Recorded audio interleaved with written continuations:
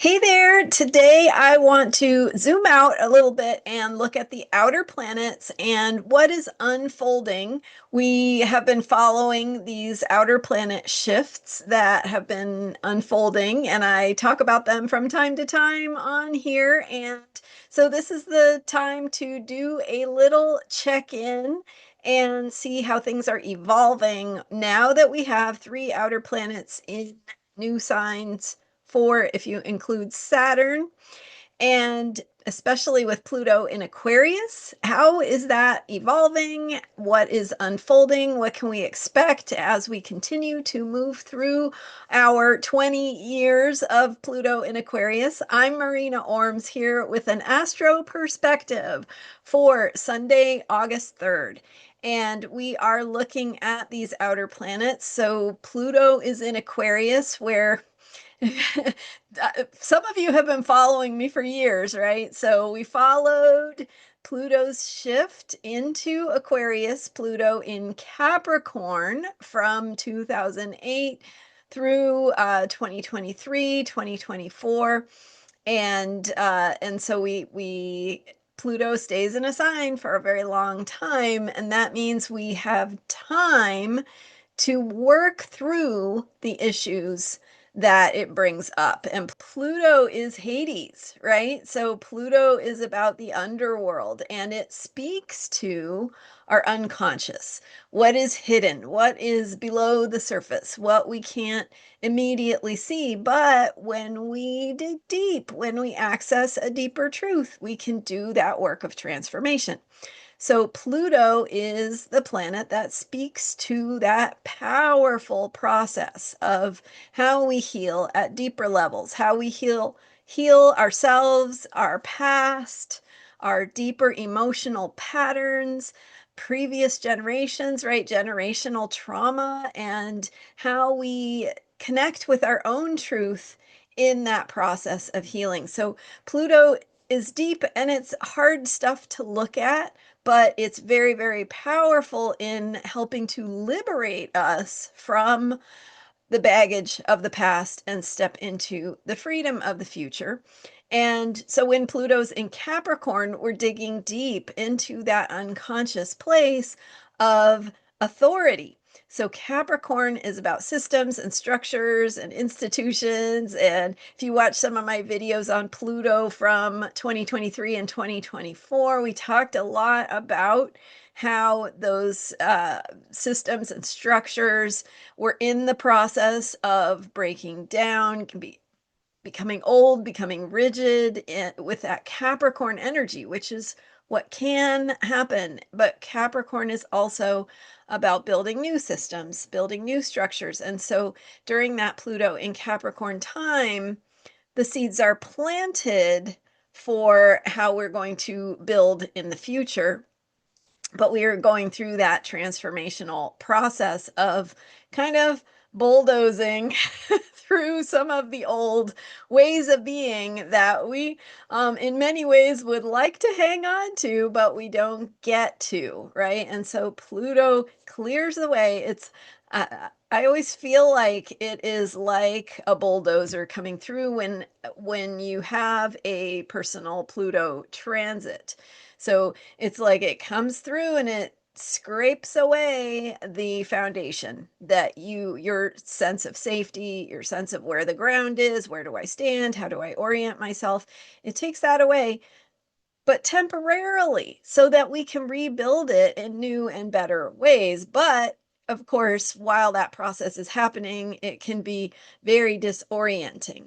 And we have to reach for a deeper place of truth to get through that time, because we don't have our normal ways of having control. And Capricorn is also about control. It's about authority. And so when we went through that Pluto in Capricorn time, we were needing to deepen into our unconscious places, especially some of the work is around where we expect a father figure, an authority figure, a governmental authority figure, right? A leader. Like we are looking to that outside place for the solutions. And so we had to grapple with, during Pluto in Capricorn, that experience of where am I expecting some leader outside of me, some authority figure to fix this, right? to make it okay. And we're looking for, like, unconsciously, I think, individually and societally, we are sort of grappling with this theme of where are the people who are supposed to protect me? And where are the systems and structures that are supposed to be there to create stability and protection and all those things? So we grapple with that, but what that deeper Plutonian work moving through Capricorn is about is reminding us of the strength within. And so saying, hey, maybe you can't count on authority figures or systems to have your back. And there is an opportunity here to build new systems, to trust your own sense of what is right, your own sense of what would work better. And so deepening into that seed of how do we create systems and structures and institutions, ways of operating, which is what Capricorn is about, for the future. And so those seeds were planted with Pluto in Capricorn. Then 2023 and 2024, Pluto went into Aquarius and back into Capricorn, then into Aquarius again, finally entering Aquarius in November of 2024, where it will stay for the next almost 20 years. So 2043 and 44 will go through that process again, where Pluto goes into Pisces, back into Aquarius. So that's why it's not a specific set time, but it's from about 2023, 24 through 2043, 44. So that now we're at the beginning, right? So we're solidly with Pluto in Aquarius. So that shift means we've moved from the and disillusionment is part of having Neptune in Pisces, which is a placement that's been there since 2011 until earlier this year. Neptune went into Aries. So that disillusionment over the past many years, combining with breakdown of systems and structures, with a need to find our own inner authority and confidence and strength to be able to solve the problems of the future.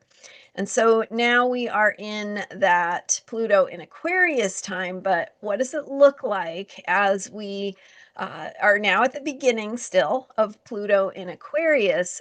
Aquarius, of course, is about freedom. It's about authenticity.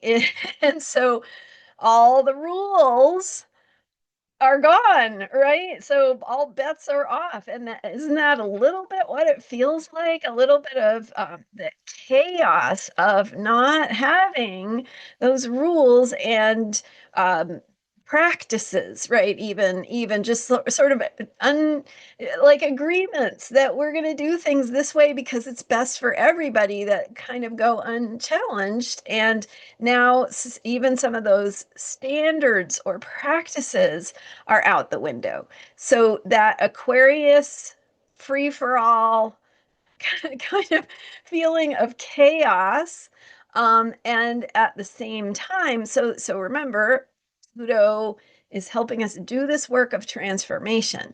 And with Pluto in Capricorn, we had to dig deep and find our own inner strength, cultivate our sense of confidence, of inner authority, and plant those seeds of what would it look like if things worked better. So with Pluto in Aquarius, we now have a vibe shift from that to more of the how do we navigate in this Aquarius world where the rules are many of them just either, we can't count on all the protections and systems of the past. And so the power, though, of Aquarius is in authenticity. It's in individuality. It's in being our true selves. Power is in being our true selves. And we are now in this process of planting that seed of how do we do this healing work to believe in ourselves, to act in ways that are true, that are authentic, that are not trying to fit in. We might have had to confront some of those themes of like, how do we fit into a world where we need to get along, right? Where we need to follow some rules in order to have our basic needs met or to be successful or whatever. Now it is, how do we find that same kind of power, but not through fitting in, but through being our authentic selves and living our authentic truth? So there is a shift into the realm of ideas and thinking. Aquarius is an air sign. Uranus, the ruler of Aquarius, is also now in the modern ruler, is now in Gemini, also an air sign. So that's kind of double emphasis. And Uranus is in a trine to Pluto. And this trine and also sextile with Neptune in between. So Pluto, then Neptune, then Uranus, all sort of in sextile, but Pluto is in a trine to Uranus. These are like the geometric aspects of astrology, which are bringing in a creative opening, like a wind that I've said, a wind in your sails before, right? So it's a support for new directions, for creative impulses, for the things that you are putting energy and effort into are going to have support. And so Pluto is in an air sign, its ruler Uranus is in an air sign. So we are now shifting into the realm of thinking and ideas and new thinking, and Aquarius especially really likes to get outside the box. So some of that higher consciousness thinking, some of that energy of the energy of innovation, of invention, of new ideas, new possibilities coming in like a lightning bolt.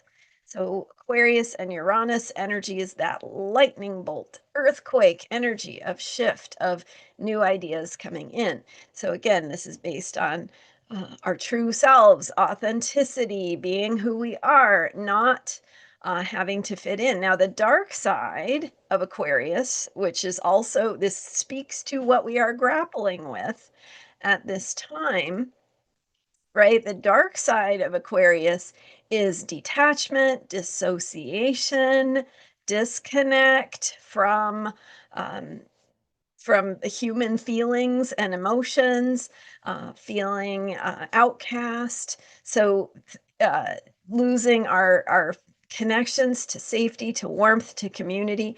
And so we're grappling with these themes of uh, isolation, right? People being on the internet, social media, getting your social needs met through computers, basically, right? And the energy of the Aquarius detachment and artificial intelligence, and how much that is in the discussion, now that Pluto is in Aquarius, like the is, artificial intelligence gonna save humanity? Is it gonna break humanity? Right? All of these questions. So the key is here, and the work is to do our transformational work, our own work of empowering ourselves to be who we truly are, and to build community that honors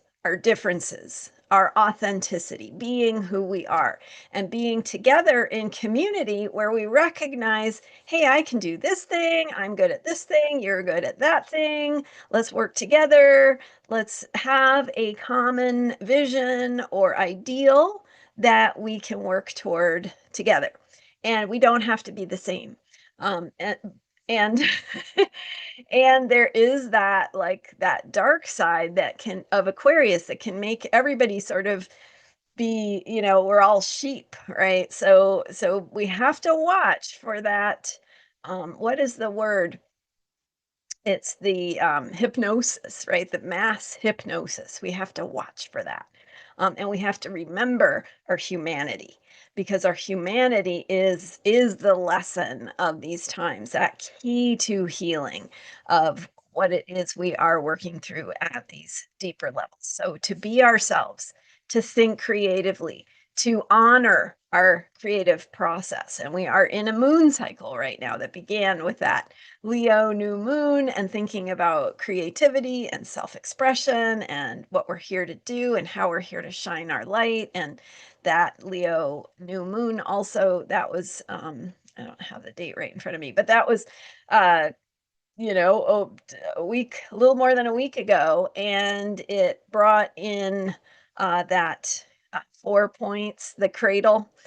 So I have a video out on that too. You can go back and watch that if you missed it. But anyway, very creative new moon, and this moon cycle that we're in, heading up to the Aquarius full moon coming up on August 11th. So this is like, the evolution of how we are processing this Pluto in Aquarius energy and all the outer planets. So now I talked a little bit about Uranus in Gemini and the need for really bringing in new ways of communicating, new ways of sharing information. And you can see how that group hypnosis effect happens in some of the ways that things spread like wildfire on social media, for example. So really having this opportunity to ask questions, to go deeper, to seek information, and to ideally, hopefully find ways of presenting information in ways that can benefit everyone. And so that sense of how where we get our information is changing, and the old systems and structures and institutions of the media, of news, right? It's all different. It's very different now. So how do we do that? How do we navigate that? And that is part of the question. And we need to use as our guiding light what makes us more human, not what makes us less human. What makes us more human? What honors our humanity? What honors our genuine curiosity and our need for real information, for fact-based, science-based information that is going to help us navigate through the world and our own healing process and the times that we're in. So lots of opportunities for rethinking how, and we're in the Mercury retrograde phase right now until August 11th. So so we've got that energy of rethinking and introducing new directions of thought. I'm just realizing that I think I said that full moon in Aquarius, that it's actually on the 9th, August 9th. So I might have misspoke on that. Anyway, okay. Um, so Pluto in Aquarius, Uranus in Gemini, deepening our curiosity, our mind of wonder. That is the highest vibration of Gemini, is to recognize that we are in an awe-inspiring life, in an awe-inspiring world. And even with all of the problems that we have, we still have this human capacity for problem solving. And that is the opportunity here. But we can't take advantage of that problem solving if we are not focusing on it. So remember that thing about how the wind is there, right? The support is there, but whatever direction you're pointing, it's going to blow you there. So get your little boat pointed in the direction of where you want to go. So connecting with what's important to you, what you value, what brings meaning to your life, what you care about, what you want to see. Use your imagination. Envision right? This is a time to envision the ideals and because things are breaking down, we have an opportunity also to create, to build things in new and better ways. And that creativity comes from our humanity and our authenticity and our differences and our uniqueness and being who we are. So those are the lessons of our times. And this double sextile trine that I mentioned is coming closer right now. So it's uh, it's an alignment that lasts for years, and it'll at different parts of the year it'll move farther apart from exact, and then with the planets moving retrograde and doing their little dance that they do, it will there will be parts of it'll go in and out of really close to exact. So this year we have all three outer planets and Saturn included lining up. And just from, let's see, I've got this here. So just from August 25th of this year through September 11th, so just about 2.5 weeks, coming up in late summer, Northern Hemisphere summer, um, we've got all three planets within half a degree of exact in that double sextile and trine alignment. So right now it's coming closer to exact. It is all three planets are in their new signs. So Pluto's in Aquarius to stay. Neptune, Saturn, and Uranus are all in new signs, but will yet go retrograde back into their old signs later this year, signifying that we have work to finish up related to those other signs those planets are still completing their time in. So coming up here, and we're moving into we're in the tightening period right now where things are coming closer to that a more exact alignment. And by the way, this alignment of Neptune waxing from in a sextile from Pluto and Uranus waxing in a sextile from Neptune is very rare. These are outer planets that have very long orbits, and these particular alignments just don't come around very often. And so I haven't done a thorough look back in all time, but going back to the early 1500s is the last time we had anything close to what's happening now. And that was not as exact as, not even nearly as exact as it is right now. So we have this powerful creative energy supporting us in what it is we are putting our focus on. So really good for manifestation, really good for truly healing process, but also this manifestation energy will support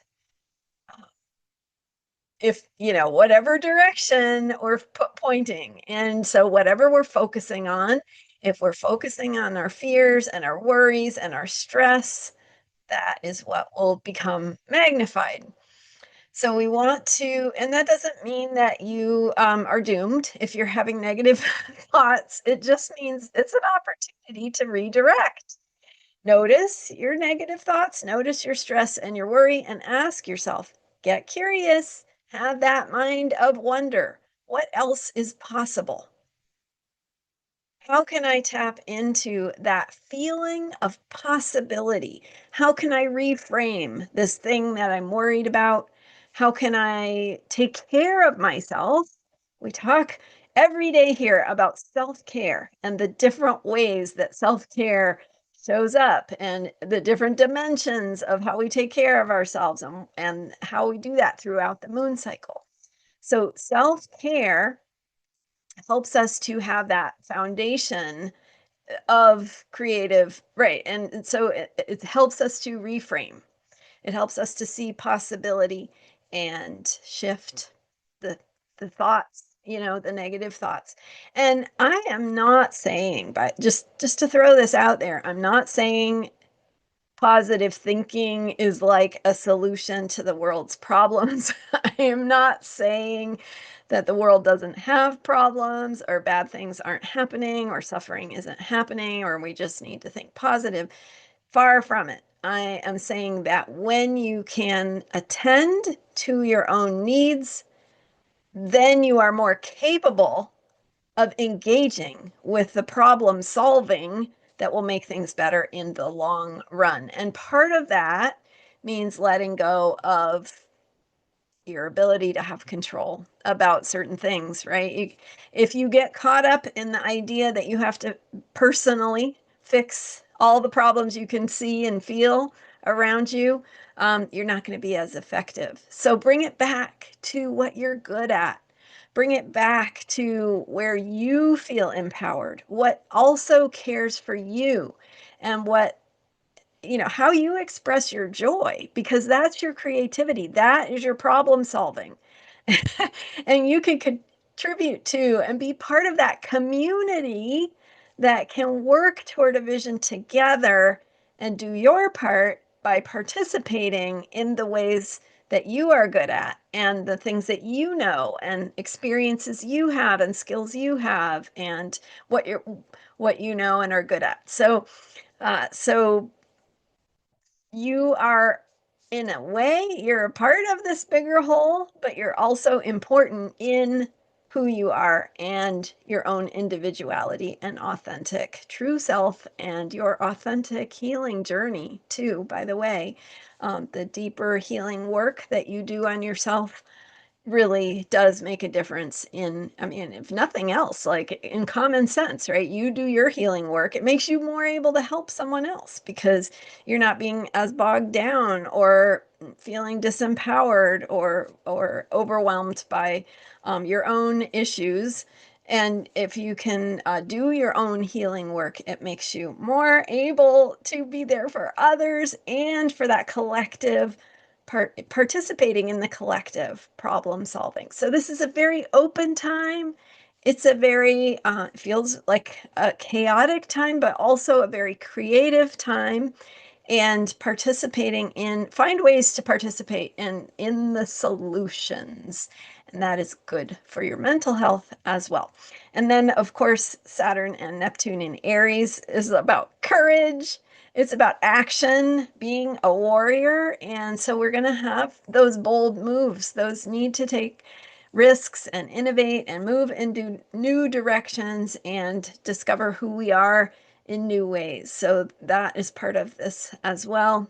It's all in the process of forming, right? So how you participate, you get to help shape how it forms and whatever area is like, feels meaningful to you.